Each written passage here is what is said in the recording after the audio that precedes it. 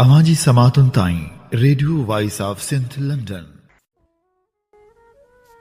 10 मार्च 2026 अंगारे जे ॾींहुं प्रोग्राम मंज़रनामो साण करे आऊं अवांजी ख़िदमत में हाज़ुर आवां जो पंहिंजो मेज़बान हबीब लगारी। प्रोग्राम जी शुरुआत में अवां लाइ इहा ई दुआ त शाल जित हुजो, सुख सलामती सां हुजो, कॾहिं बि ॾुखियो ॾींहुं न ॾिसो ऐं कॾहिं बि अव्हां जूं मुर्कूं मेरियूं न थियनि। दुनिया जी कुंड कुड़िछ में जिते बि रहो, सिंध लाइ, सिंध वासियुनि लाइ ऐं दुनिया जे मज़लूम माण्हुनि लाइ जा खोड़ींदा रहो। शाल अव्हां जा ख़्वाब तबीरनि सां लही सघनि। प्रोग्राम मंज़रनामे में अॼु मुख़्तलिफ़ मंज़र शामिल हूंदा। जंग सबबि मईशत खे पहुचंदड़ नुक़सान ऐं छा हालतूं 1970 जहिड़ियूं थी रहियूं आहिनि, इन बाबति बि ख़ुसूसी रिपोर्ट प्रोग्राम जो हिसो हूंदी। इहा पिणु अव्हां खे आगाही ॾींदासीं त ईरान जा शहरी जंग खे कीअं था ॾिसनि। विच ओभर में पाणी मिठो कंदड़ प्लांटनि ते हमलनि बाबति बि ॼाण जी कोशिशि कंदासीं त हमला आख़िर सवाल छो उथारे रहिया आहिनि। आलमी मंज़रनामे बाबति नामेरे लेखक तुफ़ैल मक्सी जो लेख बि प्रोग्राम जो हिसो हूंदो।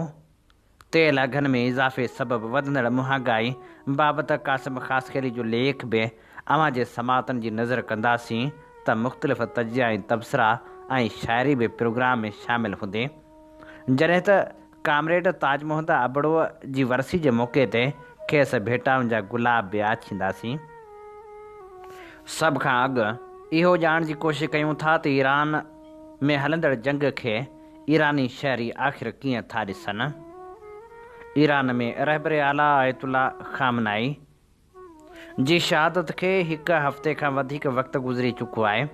संदसि जाइ ते संदसि पुटु मुजतबा ख़ामनाई खे मुल्क जो नओं सरबराह बणायो वियो आहे। उन दौरान अमरीका ऐं इसराइल तरफ़ां ईरान ते जारी हमलनि सबबि मुल्क में गैर यकीनी ऐं ख़ौफ़ जी सूरतहाल पैदा थी वई आहे। इन समूरी सूरतहाल ते जेकॾहिं नज़र विझूं था ऐं तेहरान जे रहवासियुनि खां पुछूं था त कुझु माण्हू हुकूमत जे ख़ात्मे जी उमेद में हमलनि ते ख़ुशी ज़ाहिर कनि था, जॾहिं त ॿिया माण्हू जंग जी तबाही ऐं उन जे नतीजनि बाबति ॻणती ज़ाहिर करे रहिया आहिनि। तेहरान जे रहवासी हमीद जो चवणु आहे त जॾहिं अमरीकी ऐं इसराइली हमला थियनि था ऐं हुकूमती हदफ़ तबाह थियनि था त केतिरा ई माण्हू उन ते ख़ुशि थियनि था, छाकाणि त हू मौजूदा हुकूमत खां सख़्तु नाराज़ आहिनि। संदसि चवणु आहे त दुनिया में शायदि अहिड़ो मिसाल घटि मिलंदो जिते माण्हू पंहिंजे मुल्क ते थींदड़ ॿाहिरिनि हमलनि ते ख़ुशि थियनि, पर केतिरनि ईरानी शहरियुनि खे उमेदु आहे त शायदि उन सां हुकूमत ख़तमु थी वञे। तंहिं हूंदे बि ईरान में केतिरा ई माण्हू हिन जंग जे असुलु मक़सदनि ते शक जो इज़हार करे रहिया आहिनि। तेहरान जे हिकु शहरी जो चवणु आहे त हिन जंग जो मक़सदु ईरानी अवाम खे आज़ादी ऐं जमहूरियत ॾियणु न आहे, पर उहा जंग अमरीका, इसराइल ऐं ख़िते जे कुझु मुल्कनि जे सियासी मुफ़ादनि लाइ थी रही आहे। 30 सालनि जो मोहम्मद जेको तेहरान में रहंदो आहे, उहो चवे थो त आउं उमेदु रखंदुसि त ईरान ऐं अमरीका विच में को मुआइदो थी वेंदो जंहिंसां जंग खां बची सघिजे। मूंखे लॻंदो हो त ख़ामनाई जी मौत ते मूंखे ख़ुशी थींदी। हक़ीक़त में मूं कुझु बि महसूसु न कयो। हाणे मुस्तक़बिल बाबति गैर यकीनी ऐं ख़ौफ़ जो शिकार आहियां। ईरान में केतिरनि शहरियुनि ख़ौफ़, दबाउ ऐं उमेद जा गॾियल अहसास ज़ाहिर कया आहिनि।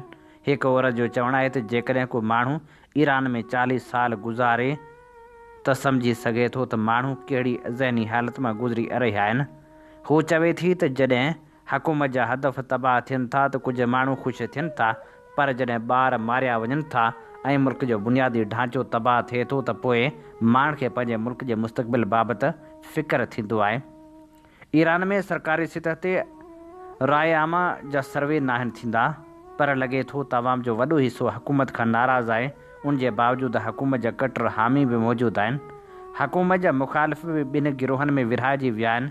हिकु उहे जेके अमरीका ऐं इसराइल जे हमलनि खे हुकूमत जे ख़ात्मे लाइ मौक़ो सम्झी रहिया आहिनि, ऐं ॿिया उहे आहिनि जेके हिन जंग खे ख़तरे ऐं गैर यकीनी जो सबबु सम्झनि था। जंग दौरान आम शहरियुनि जे मौत जा वाक़िया बि वधी रहिया आहिनि। अमरीका में मौजूदु इंसानी हक़नि जी तनज़ीम मूजिबि ईरान में हाणे लॻभॻि 1000 माण्हू मारिजी चुका आहिनि, जिन मां लॻभॻि 200 ॿार शामिल आहिनि। कुछ शहरनि ॿुधायो त ईरान में न महफ़ूज़ पनाह गाहूं आहिनि, न ई फ़िज़ाई हमलनि खां अॻु सायरन वॼाया वेंदा आहिनि, जंहिंजे करे आम माण्हू वधीक ख़तरे में आहिनि। असफ़ान जी रहवासण समन ॿुधायो त मूं पंहिंजे शहर में केतिरनि माण्हुनि खे गोलियूं लॻण सबबु मरंदे ॾिठो ऐं हाणे फ़िज़ाई हमलनि में मुंहिंजा 2 माइट बि मारिजी विया आहिनि। मूं कॾहिं तस्वर बि न कयो हो त मुंहिंजे मुल्क में अहिड़ी जंगी तबाही बि ईंदी। कुझु ईरानी शहरनि जो चवणु आहे त इस्लामी इनक़लाब खे 47 साल गुज़रण खां पोइ माण्हू हुकूमत खां एतिरा नाराज़ थी चुका आहिनि जो हू उनखां निजात हासिल करण लाइ कंहिं बि तब्दीली जी उमेदु रखनि था। हिकु जलावतनी ईरानी शहरनि मां हिकु शख़्स जो चवणु आहे त खेसि जंग खां नफ़रत आहे ऐं हू नथो चाहे त बेगुनाह माण्हू मारिया वञनि, पर जॾहिं हुन हमलनि जी ख़बर ॿुधी त खेसि लॻो शायदि हाणे आयतुल्ला जी हुक्मरानी खां आज़ादी जो ख़्वाबु पूरो थी सघे। जंग जे करे मईशत खे बि नुक़सानु पहुची रहियो आहे। मुआशी सूरतहाल बाबति पेश करियूं था ख़ुसूसी रिपोर्ट। अमेरिका ऐं इसराइल तरफ़ां ईरान ते हमले खां पोइ विच ओभर में पैदा थियल जंगी सूरतहाल आलमी मईशत सां गॾु पाकिस्तान जी मईशत ते बि असरअंदाज़ थी रही आहे। ख़ासि तौर ते ख़ाम तेल जे क़ीमतनि में वाध सबबु पाकिस्तान स्टॉक मार्केट में शदीद बेचैनी ऐं बाड़ाई ॾिसण में अची रही आहे। 35 वरहनि जी मुलाज़मत कंदड़ ज़ाहिद महमूद ॿुधाए थो त हुन तक़रीबन 1.5 साल अॻु पहिरियों भेरो स्टॉक मार्केट में वापार लाइ अकाउंट खोलियो ऐं 25 लख रुपया सीड़पकारी कई। शुरूआती 1 साल दौरान खेसि कुझु मुनाफ़ो बि थियो, पर हाणे गुज़िरियल 1.5 महीने दौरान मार्केट में बाड़ाई सबबु सां सीड़पकारी जी क़ीमत लॻभॻि 21% घटिजी चुकी आहे। ज़ाहिद महमूद जहिड़ा केतिरा ई निंढा सीड़पकार हाणे मुझारे में आहिनि त नुक़सान बर्दाश्त करे मार्केट मां निकिरी वञनि या हालतुनि जी बहितरी जो इंतज़ारु कनि। माहिरनि मूजिबि पाकिस्तान स्टॉक मार्केट में 5 लख खां वधीक सीड़पकार मौजूदु आहिनि, जॾहिं त 2022 खां पोइ 2 लख खां वधीक नवनि सीड़पकारनि बि मार्केट में शमूलियत कई आहे। तजिए निगार फरहान महमूद मूजिबि विच ओभर में जंग सबबु मार्केट ते वॾो दबाव पियो आहे, पर बाड़ाई सिर्फ़ु जंग सबबु न पर ॿियनि सबबनि करे बि हुई। हुन चयो त फेबरवरी दौरान केतिरनि कंपनियुनि जा माली नतीजा उमेदनि खां घटि रहिया, जंहिंजे करे सीड़पकारनि जो एतमाद मुतासिर थियो। उनखां सवाइ बलूचिस्तान में रिकॉर्डिक मनसूबे में कमु कंदड़ गैर मुल्की कंपनी तरफ़ां सिक्योरिटी ख़दशनि जे करे सीड़पकारी बाबति एहतियात जो इज़हार बि कयो वियो, जंहिंजो मनफ़ी असरु तेल ऐं गैस शोबे जे कंपनी ते पियो, छाकाणि त उन्हनि कंपनियुनि जो स्टॉक मार्केट जे अहम इंडेक्स में वॾो हिसो आहे। जॾहिं त आलमी सीड़पकार हाणे संजीदगी सां इहो ख़दशो ज़ाहिर करे रहिया आहिनि त विच ओभर में जारी जंग दुनिया खे ॿीहर 1970 वारे ॾहाके जहिड़े मुआशी बहिरान ॾांहुं वठी वञी सघे थी, जॾहिं तवानाई जी फ़राहमी में रुकावटनि सबबु महांगाई वधी वई हुई ऐं मुआशी वाध वीज सख़्तु मुतासिर थी हुई। माहिरनि मूजिबि जेकॾहिं तेल जी क़ीमत डिघे अरसे ताईं $100 फ़ी बैरल खां मथे रहे थी त आलमी मईशत स्टैगफ्लेशन जी सूरतहाल में दाख़िल थी सघे थी, जंहिंमें महांगाई वधंदी आहे पर मुआशी तरक़ी सुस्त थी वेंदी आहे। RBC बिल्यू बेस्ड मैनेजमेंट जी रिपोर्ट मूजिबि 1970 वारे ॾहाके जहिड़ी सूरतहाल जो ख़तरो वधी रहियो आहे। जेकॾहिं जंग डिघी थी ऐं तेल जूं क़ीमतूं वधीक वधियूं त सरकारी बांडनि समेत तक़रीबन सभु माली असासा ख़तरे में पइजी सघनि था। विच ओभर जे तकरारनि सबबु ख़ाम तेल जी क़ीमत $100 फ़ी बैरल खां बि मथे थी वई आहे, जेका 2020 जे कोरोना बहिरान खां पोइ सभ खां वॾो इज़ाफ़ो आहे। हिन साल जी शुरूआत खां वठी तेल जूं क़ीमतूं लॻभॻि 70% वधी चुकियूं आहिनि, जॾहिं त यूरोप में गैस जो होलसेल क़ीमतूं बि 3 सालनि जी बुलंदतरीन सतह ते पहुची वयूं आहिनि। माहिरनि जो ख़्यालु आहे त तेल जे क़ीमतनि में हर 5% इज़ाफ़े सां तरक़ी याफ़्ता मुल्कनि में महांगाई लॻभॻि 0.1% वधे थी। साॻे वक़्तु तेल महांगो थियण सां आलमी मुआशी वाध वीज ते बि मनफ़ी असरु पवे थो। बैनुल अक़वामी मालियाती फ़ंड IMF मूजिबि जेकॾहिं तेल जूं क़ीमतूं लगातार 10% वधनि त आलमी मईशत जी पैदावार में 0.1 खां 0.2% घटिताई अची सघे थी। माज़ी में तेल जे क़ीमतनि में वाधि 1973, 1980, 1990 ऐं 2008 में अमेरिका जे मुआशी बहिरान जो सबबु बणिजी चुकी आहे। तेल जे वधंदड़ क़ीमतनि सबबु मर्कज़ी बैंकनि लाइ सूरतहाल वधीक ॾुखी थींदी पई वञे। जेकॾहिं महांगाई खे कंट्रोल करण लाइ व्याज जी शरह वधाई वञे त मुआशी तरक़ी वधीक सुस्त थी सघे थी। मार्केटनि जो अंदाज़ो आहे त यूरोपीय सेंट्रल बैंक हिन साल व्याज जी शरह वधाए सघे थी, जॾहिं त बैंक ऑफ इंग्लैंड बाबति बि इम्कान ज़ाहिर कया पिया वञनि त हूअ व्याज जी शरह में इज़ाफ़ो करे सघे थी। महांगाई जे ख़दशनि जे करे आलमी बांड मार्केटनि ते बि मनफ़ी असरु पियो आहे। सीड़पकार मुक़ररु आमदनी वारनि असासनि खां परे थी रहिया आहिनि, छाकाणि त महांगाई उन जे मुस्तक़बिल जे मुनाफ़े खे घटाए थी। बरतानिया में 2 साला सरकारी बांडनि जे मुनाफ़े में गुज़िरियल हफ़्ते लॻभॻि 50 बुनियादी पॉइंटनि जो इज़ाफ़ो थियो, जेको 2022 जे माली बहिरान खां पोइ सभ खां वॾी वाधि आहे। जर्मनी ऐं ऑस्ट्रेलिया में बि 2 साला बांडनि जे मुनाफ़े में 30 बुनियादी पॉइंटनि खां वधीक इज़ाफ़ो थियो आहे। माहिरनि ख़बरदार कयो आहे त अमेरिका बि मुकमल तौरु महफ़ूज़ न आहे। तवानाई जे क़ीमतनि में वाधि खां अॻु अमरीकी मईशत में कमज़ोरी जा आसार नज़र अची रहिया हुआ। फेबरवरी दौरान गैर मुतवक़ा तौरु रोज़गार में घटिताई थी ऐं उमेदु आहे त नवनि अंगनि अखरनि मूजिबि महांगाई में बि इज़ाफ़ो ॾिसण में ईंदो। अवांजी समातुनि ताईं radio voice of Sindh London. हीअं ॿुधी रहिया आहियो radio voice of Sindh London. अवांजी ख़िदमत में प्रोग्राम पेश कयो पियो वञे मंज़रनामो। मंज़रनामे साण आऊं अवांजी ख़िदमत में हाज़ुर अवांजो पंहिंजो मेज़बान हबीब लगारी। जीअं त हीअं ॼाणो था त असीं radio voice of Sindh London तां अवांजी ख़िदमत में उहे प्रोग्राम पेश कंदा आहियूं जिन में सचाई जा सॾ हूंदा आहिनि, जिन में तारीख़ जा अमल वर्क हूंदा आहिनि। असीं चाहियूं था त हीउ सफ़र सफलता माणे, जंहिं लाइ असांखे अवांजे साथ ऐं सहकार जी ज़रूरत आहे। अचो इन सफ़र में असां सां हमक़दम बणिजो। हीअं ॼाणो था त असीं radio voice of Sindh London खे कारोबारी बुनियादनि बदिरां क़ौमी ख़िदमत जे जज़्बे तहत हलाए रहिया आहियूं, जंहिंजे करे असांखे अवांजे साथ ऐं माली ताउन जी ज़रूरत आहे। अचो इन सफ़र में असां सां हमक़दम बणिजो, माली ताउन करे असांजा भरिझला बणिजो। उन सां गॾोगॾु असांजे यूट्यूब चैनल खे सब्सक्राइब करणु न विसारिजो। ॿुधंदा रहो radio voice of Sindh London. America Israel जी ईरान ख़िलाफ़ जंग दौरान ईरान पारां ख़लेजी मुल्कनि ते हमला कया पिया वञनि। ईरान बहरीन जे पाणी जे प्लाटनि ते हमिलो कयो आहे। उहो हमिलो उन वक़्तु कयो वियो जॾहिं ईरान जे पाणी साफ़ करण वारे प्लांट ते पहिरियों हमिलो थी चुको हो। उन हमले खां पोइ ईरानी परॾेही वज़ीर अब्बास इराक़ची चयो त हीउ हमिलो हिकु तरह सां जंग आहे, जंहिंमें जंग जा उसूल मुकमल तौर ते टोड़िया विया। नार वारनि मुल्कनि में कुदरती मिठो पाणी महदूद आहे, तंहिं करे समुंड जे पाणी खे साफ़ करण वारा प्लांट इंतिहाई अहम आहिनि। तक़रीबन 60% मिठो पाणी उन्हनि प्लाटनि वसीले पैदा कयो वञे थो। उन्हनि मुल्कनि में ॻरियल अरब अमारात, सऊदी अरब, कुवैत ऐं ओमान वॾो हिसो पैदा कनि था। सऊदी अरब दुनिया में सभ खां वधीक मिठो पाणी पैदा कंदड़ मुल्क आहे। अमेरिका पंहिंजो टियों बहरी ॿेड़ो रवानो करे रहियो आहे, जेको तयारी वारी शिपिस सां लैस आहे। उहो ॾेखारे थो त पहिरियां मौजूदु 2 ॿेड़ा काफ़ी न हुआ, जेको हिकु निशानी आहे त अमेरिका पंहिंजी जंग में कामयाबु न थी सघियो आहे। न्यूयॉर्क टाइम्स जी रिपोर्ट मूजिबि ईरान जी रिजीम चेंज जो मनसूबो जेको हमलनि लाइ बुनियादु हो कामयाबु न थी सघियो ऐं न्यूक्लियर बम ठाहिण जा बि इल्ज़ाम फज़ूल आहिनि, छाकाणि त ईरान अॻु ऐलान करे चुको आहे त हू एटमी हथियार ठाहिणु नथो चाहे। ॿिए पासे रूस पिणु हाणे न्यूट्रल न रहियो आहे।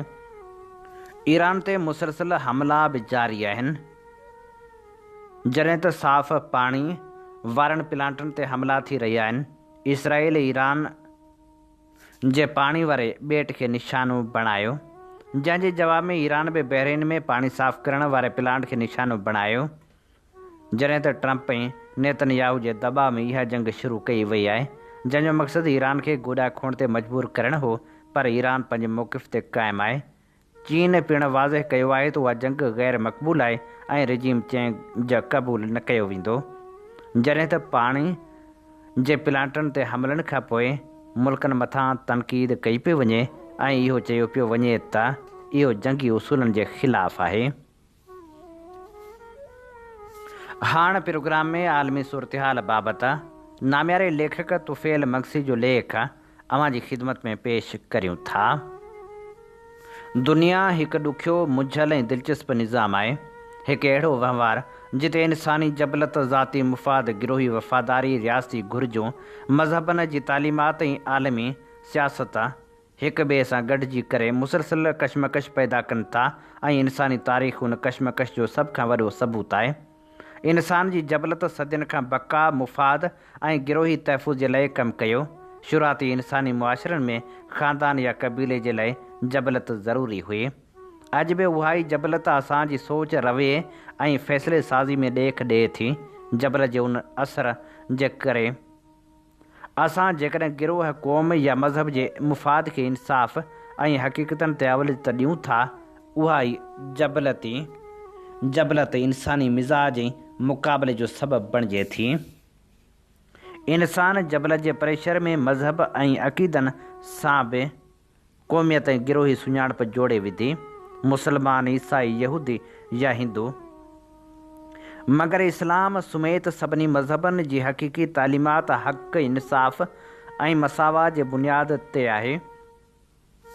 नबियनि सगुरनि चिटो कयो त इंसान ज़ालिम, मज़लूम, हक़ ऐं इंसाफ़ जे उसूल ते अमल करे, न त पंहिंजी क़ौम, गिरोह या मज़हब जे मुफ़ाद लाइ। मज़हब कॾहिं बि गिरोह या ज़ाती मुफ़ाद जे लाइ इस्तेमालु न थियणु घुरिजे। इंसाफ़, इंसानी सुधार ऐं हक़ जो अलमबरदार थियणु घुरिजे। पर जॾहिं असां रियासत या मज़हबी गिरोह जे घुरिजनि वारी नज़र खां सोचणु लॻूं था त इंसानियत ऐं हक़ीक़ी तालीमात अक्सर पोइते रहिजी वञनि थियूं। रियासतनि ऐं फ़र्दनि ॿिन्ही जा पंहिंजा हुकम ऐं मुफ़ाद हूंदा आहिनि ऐं उहे कॾहिं कॾहिं इंसाफ़, हक़ ऐं मसावात जे रस्ते में रुकावट बणिजी वञनि था। लफ़्ज़ या जज़्बा अक्सर हक़ीक़त, इंसानी नुक़सान ऐं उसूलनि ते ग़ालिब अची वञनि था। इहो ई सबबु आहे त दुनिया हिकु ॾुखियो धंधो बणिजी वञे थी, जिते सच, इंसाफ़ ऐं इंसानी सुधार खे बरक़रार रखणु एतिरो आसान न आहे। जदीद दुनिया में जबलत ऐं ज़ाती मुफ़ाद ते आलमी सक़ाफ़ती मिज़ाज, नक़ल हमल ऐं पॉपुलरिज़म जो असर बि चिटो आहे। मीडिया सियासी नारेबाज़ी ऐं अवामी लफ़ाज़ी अक्सर हक़ीक़त खे धुंधलाए जज़्बनि ऐं ख़ौफ़ जे तहत पेश करे थी। अमेरिका ऐं पॉपुलरिज़म, भारत में हिंदुत्वा, पाकिस्तान में सियासी नारा इन्ही जा मिसाल आहिनि। आलमी राब्ता ऐं सक़ाफ़ती मिज़ाज वारी तरक़ी तख़लीक़ ऐं जिद्दत जे लाइ ज़रूरी आहिनि, पर जबलत ऐं जज़्बनि खां बिना हीअ मुआशरत में टकराव, मुझारो ऐं अफ़रा तफ़री पैदा करे सघनि था। इंसान जो दाइरो सदाईं दावत, तालीम ऐं बसीरत ताईं महदूद हुजणु घुरिजे। नाफ़िज़ करणु या दलील खे मजबूर करणु मक़सदु न आहे। मज़हब गिरोह न आहे, बल्कि हक़, इंसाफ़ ऐं मसावात जो अलम बरदार हुअणु घुरिजे। जॾहिं असां जबलत, ज़ाती मुफ़ाद ऐं तारीख़ी असरनि खे सुञाणूं था ऐं पंहिंजी ॻाल्हि ऐं अमल में हिकु जहिड़ाई पैदा करियूं था, तॾहिं इंसानी मिज़ाज, आलमी मुआशरत ऐं मज़हबी उसूल इस्तेहकाम, तरक़ी ऐं सुधार जे रस्ते ते क़ाइमु रही सघनि था। दुनिया जे ॾुखे निज़ाम में इंसानी जबलत ऐं ज़ाती मुफ़ाद खे सम्झणु, बयानी ऐं अमल में हिकु जहिड़ाई पैदा करणु ऐं इंसाफ़, हक़ ऐं इंसानी सुधारनि खे अवलियत ॾियणु ज़रूरी आहे। सिर्फ़ु इन सूरत में इंसानी मिज़ाज, मज़हबी ऐं सक़ाफ़ती इम्तिज़ाज ऐं आलमी मुआशरत वारनि घुरिजनि ख़ुशहाली, इस्तेहकाम ऐं तरक़ीअ जे रस्ते ते क़ाइमु रही सघूं था। दुनिया हिकु गोरख धंधो ज़रूरु आहे, पर अकुल, इंसाफ़ ऐं बसीरत सां गॾु असां उन धंधे में पंहिंजो रस्तो रोशन करे सघूं था। नामियारे लेखक अब्दुल क़ादिर जूणेजीअ लिखियो, जनरल ज़ियाउल हक़ पंहिंजे दौर में हुकुम कढियो त तालीमी निसाब मां गैर इस्लामी ॻाल्हियूं ख़ारिज कयूं वञनि। नतीजे में फ़ोनूं, खड़कियूं, गाॾियूं, डोड़ियूं ऐं सिंध जा वॾा वॾा तालीमी माहिर गैर इस्लामी जुमिलनि जो शिकार करण लाइ किताबनि जे झंग में काहे पिया। वॾी हणहणा खां पोइ हिकु गैर इस्लामी जुमिलो पकड़ियो वियो, जेको कंहिं बि वक़्तु तालीम खाते जे कामरनि जे कुर्सियुनि जी नज़रियाती सरहदनि खे नुक़सानु पहुचाए पए सघियो। जुमिलो हो, अंग्रेज़ मानी खाइण खां अॻु बीयर पीअंदा आहिनि। फ़ैसिलो इहो बीठो त बीयर जहिड़े ख़ौफ़नाक गैर इस्लामी लफ़्ज़ खे बिना देर जे ॾेह निकाले ॾिनी वञे ऐं बीहर जी जाइ ते पाणी जे लफ़्ज़ खे लिखियो वञे। जंहिंजे आर्डर खां पोइ जुमिलो हीअं बीठो त अंग्रेज़ मानी खाइण खां अॻु पाणी पीअंदा आहिनि। उन्हनि तालिमी माहिर उर्फ़ सिंधी दानिशवरनि खे केरु सम्झाए त अंग्रेज़ मानी खाइण खां अॻु पाणी पीअंदा ई न आहिनि। अवां जी समातुनि ताईं radio voice of Sindh London. हीअं ॿुधी रहिया आहियो radio voice of Sindh London. अवां जी ख़िदमत में प्रोग्राम पेश कयो पियो वञे मंज़रनामो। मंज़रनामे साण आऊं अवां जी ख़िदमत में हाज़ुर अवां जो पंहिंजो मेज़बान हबीब लगारी। जीअं तव्हीं ॼाणो था त असीं radio voice of Sindh London तां अवां जी ख़िदमत में उहे प्रोग्राम पेश कंदा आहियूं जिन में सचाई जा सॾ हूंदा आहिनि, जिन में तारीख़ जा अमुल वर्क हूंदा आहिनि। असीं चाहियूं था त हीअ सफ़र सफलता माणे, जंहिं लाइ असांखे अवां जे साथ ऐं सहकार जी ज़रूरत आहे। अवीं इहो बि बख़ूबी ॼाणूं था त असीं हिन इदारे खे कारोबारी बुनियादनि बदिरां निज क़ौमी मक़सदनि लाइ हलाए रहिया आहियूं। सहाफ़त जो ही उहो सफ़र आहे जंहिंमें असां लाइ ही ख़िदमत इबादत आहे, जंहिं लाइ असांखे हिन इदारे खे पंहिंजनि पेरनि ते बीहारण लाइ अव्हां जे माली सहकार जी ज़रूरत आहे। अचो हिन सफ़र में असां सां बांह ॿेली बणिजो त जीअं ही सफ़र सफलता माणे सघे। उन सां गॾोगॾु अवीं असांजे यूट्यूब चैनल खे सब्सक्राइब करियो, पंहिंजनि दोस्तनि ताईं बि ज़रूरु पहुचायो त जीअं सचाई जो ही सॾ घर घर ताईं पहुची सघे। ऐं हाणे प्रोग्राम मंज़रनामे में शामिल करियूं था ख़ूबसूरत लेखक क़ासिम ख़ासखेलीअ जे तेल अघनि बाबति लिखियल लेख खे। क़ासिम ख़ासखेली तेल जे अघनि में वाध ऐं महांगाई जो तूफ़ान जे उनवान हेठि लिखे थो। वफ़ाक़ी हुकूमत पारां मार्च महीने जे हिकिड़े ई हफ़्ते में पेट्रोल ऐं डीज़ल जा अघ ॿियो भेरो वधाए न रुॻो मुल्क जी अवाम मथां पेट्रोल बम उछलायो वियो आहे, पर मुल्क अंदरि महांगाई जे नए तूफ़ान आणण जी राह खे बि हमवार कयो वियो आहे। पहिरीं मार्च ते पेट्रोल 8 रुपया वधायो वियो ऐं वरी अमेरिका इसराइल जे ईरान सां जंग सबबि पेट्रोल जी खोट ऐं पेट्रोल महांगो मिलण जो जवाज़ ॼाणाए 6 मार्च ते हिकु भेरो ॿीहर पेट्रोल ऐं डीज़ल जे अघनि में 55 रुपयनि जो वॾो इज़ाफ़ो कयो वियो, जंहिंसां रोज़मरह जे इस्तेमाल जे शयुनि खां वठी मुल्क जे हिकु शहर खां ॿिए शहर ताईं हलंदड़ पब्लिक ट्रांसपोर्ट समेत गुड्स ट्रांसपोर्ट जे भाड़नि में ॻाटे टोड़ इज़ाफ़ो पहिरें ॾींहं खां ई ॾिसण में आयो, जॾहिं त भाड़नि में 20% इज़ाफ़े जो ऐलान बि कयो वियो। उनखां सवाइ रेलवे जे भाड़नि में बि इज़ाफ़े जो फ़ैसिलो कयो वियो आहे, जेको मुल्क जी मिसकिन अवाम लाइ नाक़ाबिले क़बूल अमल आहे। पर चवंदा आहिनि त ॾाढे जी लठ खे ॿ मथा हूंदा आहिनि, ईअं ई हिन मुल्क जे ॾाढनि जी लठ ॾाढो मिसकिन अवाम बेवस थी वियो आहे। पेट्रोल ऐं डीज़ल जा ॻाटे टोड़ अघ वधाइण खां पोइ हुकूमत खे हिकु तरफ़ छिती अवामी तनक़ीद जो निशानो बणायो पियो वञे त उते शहबाज़ सरकार जे वॾी इतिहादी जमायत पाकिस्तान पीपल्स पार्टी समेत ॿियनि पार्टियुनि मौजूदा सूरतहाल में तेल जे अघ में बेइंतिहा इज़ाफ़े खे रद्द कंदे हुकूमत खां तेल अघनि जी वाध वारो फ़ैसिलो वापसि वठण जो मुतालबो बि कयो आहे, छो त सियासी ऐं सुञाण धुरियूं सम्झनि थियूं त मौजूदा वक़्तु जॾहिं रमज़ानुल मुबारक जो भलारो महीनो हली रहियो आहे, उन वक़्तु अॻु में ई मुख़्तलिफ़ खाधे पीते जे शयुनि जी ज़ख़ीरा अंदोज़नि अवाम मथां हथरादो महांगाई जी छिप किराए रखी आहे। मथां वरी पेट्रोल ऐं डीज़ल जे अघनि में ओचितो ऐं मुल्की तारीख़ जी तमामु वॾी वाध सां महांगाई जी हिकु नई लहर पैदा थींदी। हिन वक़्तु जॾहिं ईद मथां सिर ते अची बीठी आहे, मुल्क जो पोरित तबिको ईद ख़रीदारी ऐं महांगाई जे करे ॿिनि वेलनि जी मानी लाइ परेशान आहे, तॾहिं हिन हुकूमती फ़ैसिले पोरित तबिके जे अहजनि में वेतर इज़ाफ़ो करे छॾियो आहे। मुल्की तोड़े सूबाई लेवल जी प्रिंट तोड़े इलेक्ट्रॉनिक मीडिया ते ताज़ो वधायल तेल जे अघनि ते तबसरा कंदे हिन वाध खे गैर मुनासिब करार ॾिनो पियो वञे। टीवी इनकर पर्सन वज़ीरनि ऐं मशीरनि खां दलीलनि सां तेल जे अघनि ते बहस कराए पाकिस्तान ऐं ॿियनि मुल्कनि में मौजूदा तेल जे अघनि जे क़ीमतनि खे उन तनासिब सां पेश करे रहिया आहिनि ऐं ॿुधाइनि बि पिया त पाकिस्तान में हिन वक़्तु दुनिया जे ॿियनि मुल्कनि जी भेट में सभ खां वधीक फ़ी लीटर तेल जा अघ वरिता पिया वञनि। उनजा उहे एंकर पर्सन दलील बि ॾेई रहिया आहिनि, पर वज़ीर मशीर तिन खे बि ग़लति साबित करण जी कोशिश करे रहिया आहिनि।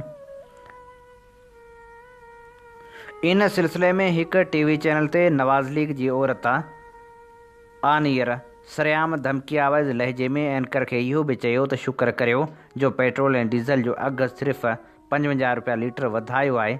जेकॾहिं 110 रुपया वधायूं हा त अव्हां छा करियो हा, जेको क्लिप सोशल मीडिया ते तमामु घणो वायरल बि थियो आहे। सच त हुकूमती माण्हुनि जे अहिड़े जारहणियुनि रवैयनि ते हैरत सां गॾु अफ़सोस बि थिए थो त जेके अवामी निमेदा अवाम जी ख़िदमत जो हल्फ़ खणी ऐवान में पहुता आहिनि, उहे अवाम दुश्मन फ़ैसिला करे पंहिंजी अवाम जो तेल कढण जी कोशिश में कीअं मसरूफ़ आहिनि। जंगो जदल जे माहौल में दुनिया जूं हुकूमतूं पहिरीं पंहिंजे सिर मथां बार खणंदियूं आहिनि ऐं आख़िर में इंतिहाई मजबूरी विचां अवाम ते बि घटि खां घटि को बार विझंदियूं आहिनि, पर असां वटि उनजे उबतड़ हर वक़्तु अवाम जी खल लाहिण जूं तयारियूं मुकमिल हूंदियूं आहिनि। जिते अफ़सोस ई करे सघिजे थो, मुल्क में हिन वक़्तु तेल वधण खां पोइ गाॾियुनि जा भाड़ा पाण मुरादो वधाया विया आहिनि, जॾहिं त ज़िंदगीअ जे आम वाहिपे खां वेंदे हर शइ महांगी थी वेंदी।